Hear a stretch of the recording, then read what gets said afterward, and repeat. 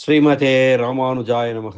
தினம் ஒரு திவ்ய பிரபந்தம் தொடரிலே இன்றைக்கு 2042வது பகுதி. திருமங்கை ஆழ்வார் அருளிய பெரிய திருமொழி, அதன் 11ஆம் பத்தினுடைய நிறைவு திருமொழியாகிய 8ஆம் திருமொழியை அனுபவித்து வருகிறோம். அது அந்த அளவிலே முதல் பாசுர அனுபவத்தை நிறைவு செய்து இன்று 2ஆம் பாசுரத்திற்குள் நுழைகிறோம். எம்பெருமானுக்கும் ஆழ்வாருக்கும் நீண்ட சம்வாதம் நடக்கிறது. எம்பெருமான் எவ்வளவோ சொன்னான். ஆயினும் இவர் நீ சொல்வதற்கெல்லாம் என்னிடம் பதில் இருக்கிறது, நீ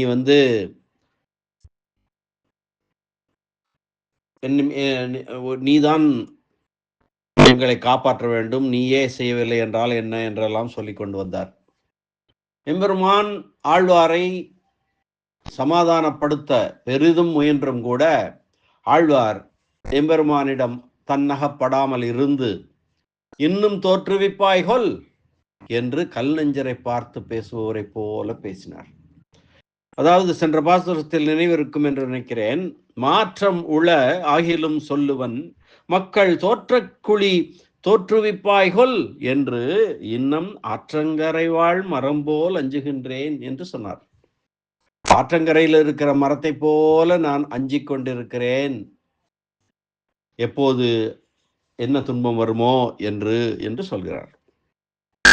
தோற்றுவிப்பாய்கொல் என்றால் மீண்டும் மீண்டும் என்னை கருக்குழிக்குள் தள்ளி பிறவிகளை தொடர்ந்து கொடுத்து கொண்டே இருப்பாயா என்று கேட்டார். எம்பெருமானுக்கு கோபம் வந்துவிட்டது. என்ன சொன்னீர் என்று சிவந்த கண்ணனாய் திருவாளியோடு நின்றார், சக்கரத்தோடு நின்றார், கண்கள் சிவக்க. அந்த நிலையை கண்டு உணர்ச்சி மேலிட்டு அதற்கு மேலும் சொல்லத்தக்கவற்றை இந்த பாடலிலே, இந்த 2வது பாடலிலே சொல்லி அருள்கிறார் திருமங்கை ஆழ்வார்.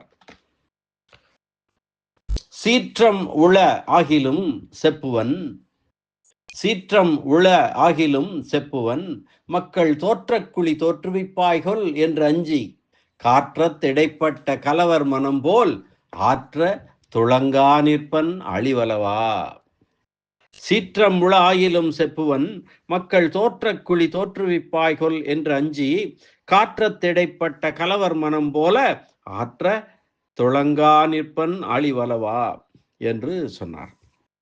ஆழிவலவா, சக்கரத்தை வலக்கையிலே ஏந்தி இருக்கக்கூடிய எம்பெருமானே, சீற்றமுள நீ கோவப்படும்படியாக நான் செய்த தவறுகள் பல இருக்கின்றன. ஆனாலும் ஆகிலும் செப்புவன் என்றாலும் கூட மீண்டும் சொல்லுகிறேன், மக்கள் தோற்றக்குழி தோற்றுவிப்பாய்கொல் என்று அஞ்சி என்னை பிறவியிலேயே மீண்டும் மீண்டும் பிறவி இறப்பு பிறப்பு என்று பிறவியிலேயே கருக்குழிக்குள் தள்ளிவிடுவாயோ, தோற்றக்குழி தோற்றுவிப்பாய்கொல் என்று அஞ்சுகிறேன். என்னை பிறவியிலேயே தள்ளிவிடுவாயோ என்று பயந்து, எப்படி பயப்படுகிறாராம்? காற்றத்து இடைப்பட்ட கலவர் மனம் போல ஆற்றத் துளங்கா நிற்பன். பெருங்காற்று, புயல் என்று எடுத்துக்கொள்ளலாம். புயல் காற்றில் அகப்பட்ட கலவர், மரக்கலத்தில் இருப்பவர்களை போல. கலம் என்றால் மரக்கலம், படகு, கப்பல் என்று பொருள். கலவர் அதில் இருப்பவர்கள். என்ன ஆகும்? நடுக்கடலிலே பெரிய புயல், கப்பலில் இருக்கிறார்கள், புயலிலே மாட்டிக்கொண்டார்கள், அலைக்கழிக்கப்படுகிறார்கள். அப்போது எவ்வளவு பயம் இருக்கும்! அந்த பயத்தை அதை போல நானும் நெஞ்சு நடுங்கிக் கொண்டிருக்கிறேன் என்று சொல்கிறார் ஆழ்வார். ஆழிவலவா, சீற்றம் உளாகிலும், உனக்கு கோபம் இருந்தாலும் கூட செப்புவன், நான் சொல்லுவேன், மக்கள் தோற்றக்குழி தோற்றுவிப்பாய்கொல் என்று அஞ்சி காற்றத்திடைப்பட்ட கலவர் மனம் போல ஆற்றத் துளங்கா நிற்பன், என்ன செய்வது என்று தெரியாமல் நிற்கிறேன் என்று சொல்லுகிறார் இந்த பாடலிலே. துளக்கம் என்றால் நடுக்கம் என்று பெயர். தோற்றக்குழி ஏற்கனவே பார்த்தோம், சென்ற பாசுரத்திலும் இருந்தது. அது கருப்பை, பிறப்புக்காக கருப்பை. சக்கரப்படையை வலக்கையில் ஏந்திய வல்லவனே, ஆழிவலவா, நீ கோபிக்கும்படியான குற்றங்கள் என்னிடம் இருந்தாலும் உன்னை விட்டால் எனக்கு வேறு கதி இல்லையாதலால் உன்னிடம் என் குறையை சொல்லுவேன். மனிதர்கள் கர்மவசமாய் பிறக்கும் பிறவியிலே என்னையும் தள்ளிவிடுவாயோ என்று பயந்து பெருங்காற்றில் அகப்பட்டு கொண்ட மரக்கலத்தில் உள்ளவரது மனம் போல மிகவும் அஞ்சி நடுங்கிக் கொண்டிருக்கிறேன் என்பதுதான் இந்த பாடலுடைய திரண்ட கருத்தாகும். முன்பாட்டிலே, அதாவது முதல் பாசுரத்திலே, மாற்றம் உளாகிலும் சொல்லுவன் என்று தொடங்கி தாம் விண்ணப்பம் செய்த போது, ஆழ்வீர், நீர் பல தவறுகளை உடையவராயிருந்தும் அவற்றை உணராமல் உம்மை நல்லவர் போல எண்ணிக்கொண்டு கண்ணோட்டம் இல்லாதவனை சொல்வது போல என்னை தோற்றக்குழி இன்னும் தோற்றுவிப்பாய்கொள் என்று குறை சொல்வது ஏன் என்று எம்பெருமான் தனது தவறுகளை குறித்து கோபம் கொண்டதாக எடுத்துக்கொண்ட ஆழ்வார், சீற்றம் உள ஆகிலும் செப்புவன், நீ சிற்றம் கொள்ளும்படியான பிழைகள் என்னிடம் இல்லாமையால் நான் சொல்லவில்லை, உன்னையன்றி எனக்கு வேறு கதி இல்லாமையாலே உன்னிடம் சரண் புகுந்து கூறுகிறேன். நீ சீற்றம் கொள்ளும்படியான பிழைகள் என்னிடம் இருக்கிறது, ஆயினும் சொல்லுவன் என்கிறார். எம்பெருமானால் பொறுக்க முடியாது திருவுள்ளத்தில் கோபம் கொள்ளும்படியாக இந்த உலகத்தில் இருக்கிறவர் செய்கின்ற குற்றங்கள் என்ன? பகவத் அபச்சாரமும் பாகவத அபச்சாரமும். இறைவனிடம் அபச்சாரப்படுதல், இறைவனுடைய தொண்டர்கள் பாகவதர்களிடம் அபச்சாரப்படுதல். எம்பெருமானுக்கே அடிமைப்பட்டதான ஆத்மாவை என்னுடையது என்று சுதந்திரம் பாராட்டுதல், அந்த பெருமான் துஷ்ட நிக்கிரக சிஷ்ட பரிபாலனம் செய்து தர்மத்தை நிலைநிறுத்தி உலகத்தை சீர்திருத்துவதற்காக தன் சங்கல்பத்தினால் எடுக்கக்கூடிய அவதாரங்களை அது கர்மவசத்தால் ஆகும் என்று நம்முடைய சாதாரணமான பிறப்புடன் ஒப்ப மதித்தல், அவனது பிரவேசம் பெற்ற அர்ச்சா விக்கிரகங்களை அது கல்தானே, அது பொன், அது வெள்ளி, அது செம்பு என்று அவமதித்தலும் முதலானவை பகவத் அபச்சாரமாகும். இவையெல்லாம் பகவத் அபச்சாரங்கள். அப்பெருமானின் அடியார்களை நன்கு மதிக்காமல் அவர்களிடம் செய்யும் பொல்லாங்குகள் பாகவத அபச்சாரங்களாகும். பிற உயிர்களுக்கு துன்பம் கொடுத்தலும், வேத சாஸ்திர விதிகளின்படி நடக்காதிருத்தலும், சப்தாதி விசயாந்தரங்களிலே ஊன்றி எம்பெருமானிடம் பாராமுகம் செய்தலும் முதலானவை பிற எனப்படும் அபச்சாரங்களாகும். மற்ற உயிர்களுக்கு துன்பம் செய்வது, வேத சாஸ்திர விதிகளின்படி நடக்காதிருப்பது, சப்தாதி விஷயாந்தரங்களிலே ஒன்றி எம்பெருமானிடம் பாராமுகம் செய்தல், இவையெல்லாம் இப்படிப்பட்ட அபச்சாரங்கள் இந்த இருள் தருமா ஞாலத்தில் உள்ள ஆழ்வார் தமக்கும் ஆழ்வாருக்கும் நேரக்கூடியது என்று கொண்டு, இவற்றின் காரணமாக அடியேன் மீது சீற்றம் உண்டானாலும் வேறு புகலிடம் எனக்கு இல்லை என்கின்ற காரணத்தினாலே குற்றம் பார்க்கில் சுற்றம் இல்லாததால் என் பிள்ளைகளை பாராட்டாது பொறுத்தருள வேண்டும் என்று பிரார்த்திக்கிறேன் என்பது முதல் அடியின் கருத்து. சீற்றம் உள ஆகிலும் செப்புவன், சீற்றம் உள ஆகிலும் செப்புவன் என்ற இந்த வரிக்கு இரண்டு ஸ்ரீவசன பூஷண ரீதியிலே அர்த்தம் ஒன்று இருக்கிறது. நான் உன்மேல் குறை கூறுவதனால் உனக்கு கோபம் உண்டாகும், ஆயினும் செப்புவன் என்பது பெரியவாச்சான் பிள்ளை கொண்ட பொருள். இப்போது அடியேன் இனிமேல் சொல்ல போகிற வார்த்தையினாலே சீற்றம் உண்டானாலும் என்பது பிள்ளை லோகாச்சாரியார் கொண்ட பொருளாகும். இவ்வளவே வித்தியாசம். வல்லவன் என்றால் வல்லவன், வலக்கையிலே உடையவன் என்று இரண்டு வகையாக பொருள் சொல்லலாம். ஆழி வலவா, ஆழி சக்கரப்படையை செலுத்துவதில் வல்லவன், சக்கரப்படையை வலக்கையில் ஏந்தி இருப்பவன் என்று இரண்டு வகையாக பொருள் கொள்ளலாம். இனி வியாக்கியான சக்கரவர்த்தி பெரியவாச்சான் பிள்ளை உரை பார்க்கலாம்.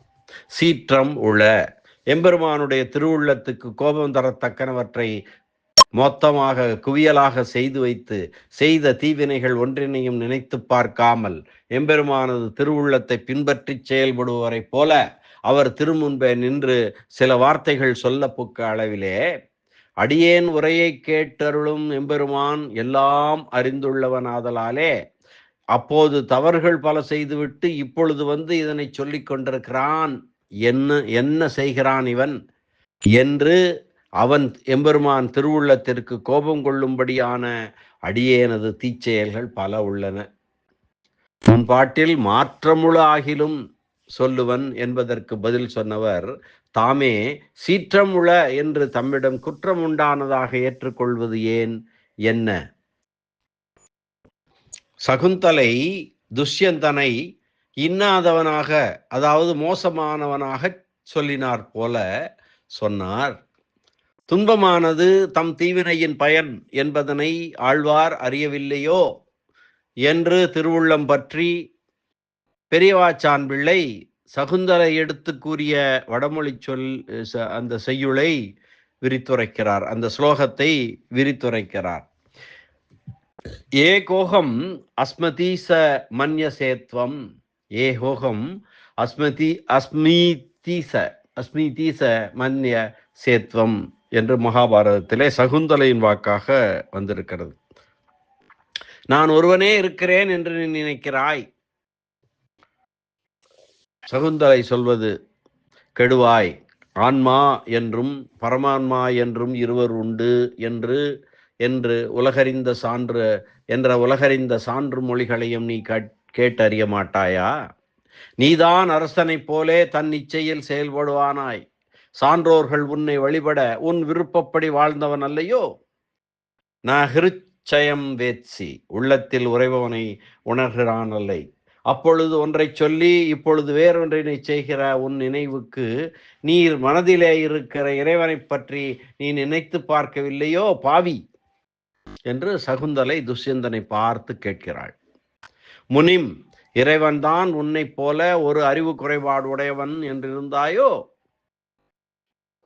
புராணம் ஒரு சமயம் அறிவு குறைபாடுடையவனாய், பின் மற்றொரு சமயம் அறிவு விரிந்தவன் என்றிருந்தாயோ? பழகியான் தாளே பணிமின் என்று நான்முகன் திருவந்தாதியிலே திருமழிசை ஆழ்வார் கூறுவார் அல்லரோ? எடுக்கும் உடல்கள் தோறும் பழமையை அறியாத புதியவனாய் அல்லவா இந்த ஆன்மா இருக்கிறான். இவன் தன் முன்னைய உடலின் தன்மையை அறிய மாட்டான். நடுநிற்கும் நிலையும் உள்ளவாறு உணரமாட்டான். மேலே நிகழ்த்த வேண்டிய பரிகாரங்களை பற்றியும் உணரமாட்டான்.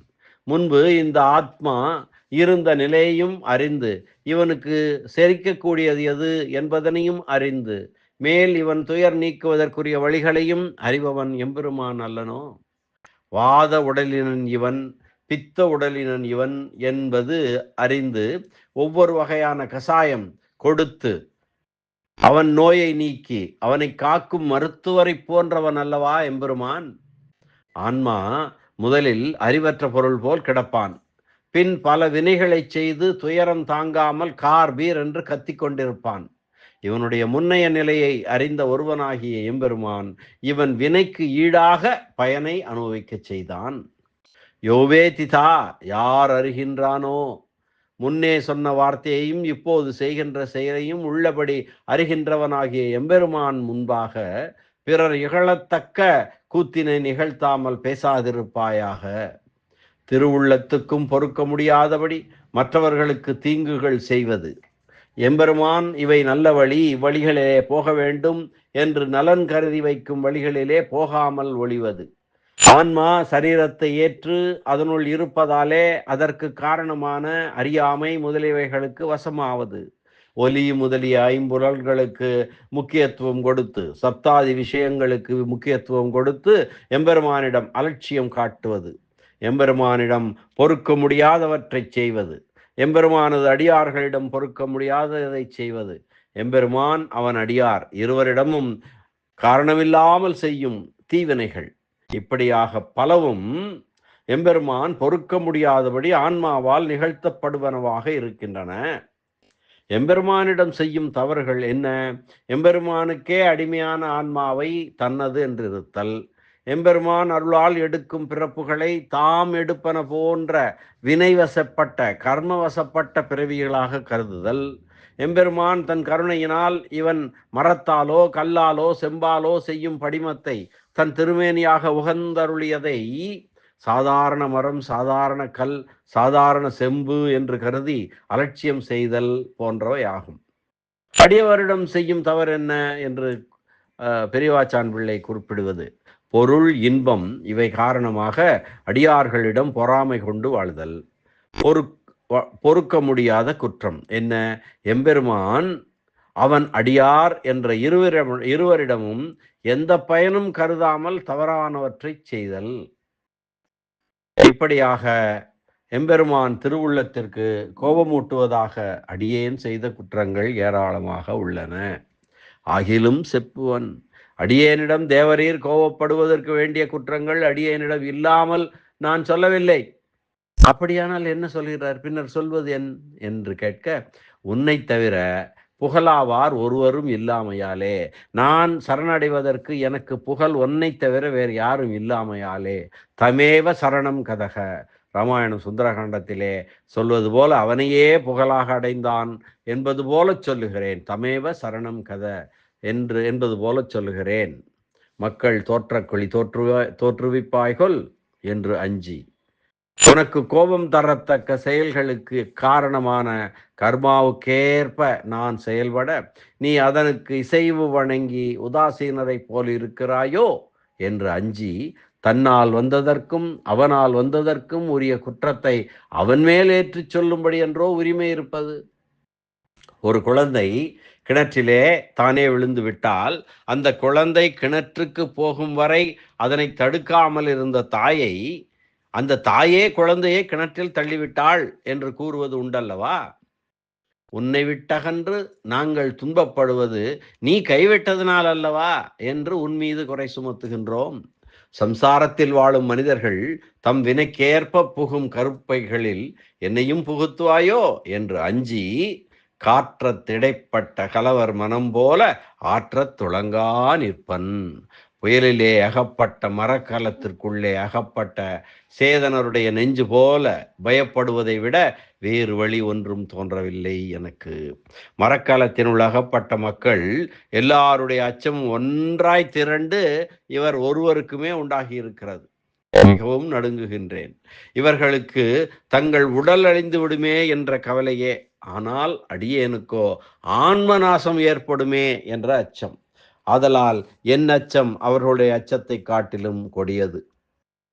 சரி, எனக்கு என்ன செய்ய சொல்கிறாய் என்று எம்பெருமான் கேட்க, சலித்து கொண்டு கேட்பது போல் கேட்க, ஆழிவலவா, உன் கையில் திருவாளி இருக்கும்போது நான் பகைகளுக்கு உள்ளம் நடுங்குதல் பொருந்துமோ?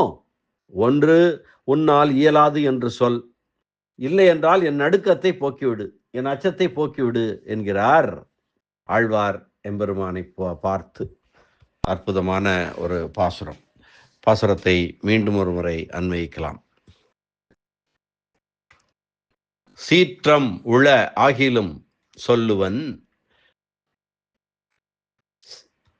சீற்றம் உள ஆகிலும் செப்புவன், மக்கள் தோற்றக்குழி தோற்றுவிப்பாய்கொள் என்று அஞ்சி, காற்றத் திடைப்பட்ட கலவர் மனம் போல் ஆற்றத் துளங்கா நிற்பன் ஆழிவலவா. ஆழிவலவா, சீற்றமுள ஆகிலும், உனக்கு சீற்றம் இருந்தாலும் சொல்லுவன், மக்கள் தோற்றக்குழி தோற்றுவிப்பாய்கொள் என்று அஞ்சி, காற்றத்திடைப்பட்ட கலவர் மனம் போல ஆற்றத் துளங்கா நிற்பன் என்று ஆழ்வார் சொல்லக்கூடிய இந்த பாசுரம். சென்ற பாசுரத்திலே ஆற்றங்கரை மரம் போல அஞ்சி நிற்கிறேன் என்று சொன்னார். இந்த இடத்திலே காற்றத்திடைப்பட்ட கலவர் மனம் போல என்ற, அதுபோல ஆற்றத் துளங்கா நிற்பன், மனம் கலங்கி நடுங்கி கொண்டிருக்கிறேன் என்று சொல்கிறார் இந்த பாசுரத்திலே. அற்புதமான இந்த பாசுர அனுபவத்தை இந்த அளவிலே நிறைவு செய்து மீண்டும் நாளை சந்திக்கலாம் அடுத்த பாசுர அனுபவத்துடன். நன்றி, வணக்கம். ஸ்ரீனிவாச வெங்கடேச ராமானுஜதாசன் திருவரங்கம். ஸ்ரீமன் நாராயணன் திருவடிகளே சரணம். அரட்டமுக்கி அடியார் செய்யம் கலிகன்றி கலியன் பரகாலன் ஆலிநாடன் மங்கைவேந்தன் திருமங்கையாழ்வார் திருவடிகளே சரணம். ராமாயண பெருக்கர் வியாக்கியான சக்கரவர்த்தி பரமகாருணிகர் உரைப்பெருமன்னர் பெரியவாச்சான் பிள்ளை திருவடிகளே சரணம். ஆழ்வார் எம்பெருமானார் ஜீயர் திருவடிகளே சரணம்.